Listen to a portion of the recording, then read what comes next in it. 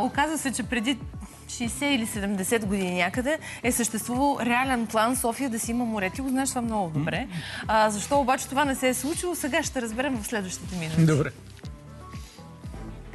Задръстванията и натоварения трафик от морето към столицата след дългите почивни дни определено щяха да са по-малко, ако един грандиозен план бе осъществен в миналото.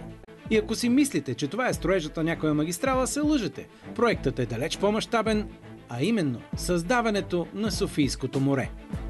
Това може да звучи налудничаво, но в края на 50-те години и началото на 60-те далеч не е така. Особено за един от тогавашните политически лидери у нас – Вълко Червенков. Факт е, че не е ставал дуван за море, но проектът остава с това име в нашата памет. Каква е историята около тази грандиозна идея? Фактът, че много европейски столици имат големи реки, които преминават през тях, вдъхновява Вълко Червенков и той решава, че иска да свърже София с Черно море. И макар идеята да е абсурдна, десетки инженери се впускат в опити да измислят вариант как това да се случи. Естествено, бързо се отказват от тази неосъществима идея. Тогава на дневен ред идва план Б. С помощта на реките около София, езерото Ариана да бъде свързано с Панчарево и Княжево чрез плавателен канал. Подобно на първата идея, втората се оказва също толкова трудна за реализиране. Лидерът обаче не се отказва и идва наред план номер 3. Свързването на Панчарево и Павлово чрез плавателен канал, по който, забележете, да плуват големи кораби до 30 метра. Всичко това е трябвало да се случи за скромната сума от 66 тогавашни милиона лева, доста копане и безвъзмезден труд от страна на гражданите. В тази сума естествено не са включени разходите по създаване на пристанища, които да обслужват корабите, които ще минават по Софийския канал, както и на пресичащи шосета, които преминават над канала.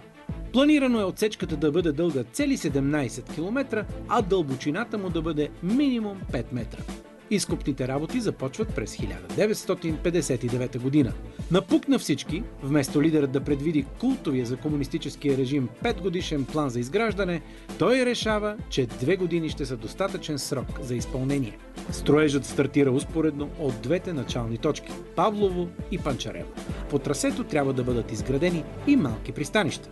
Водата следвало да дойде от река Искър, Владайската река, Кална река, Драгалевската река.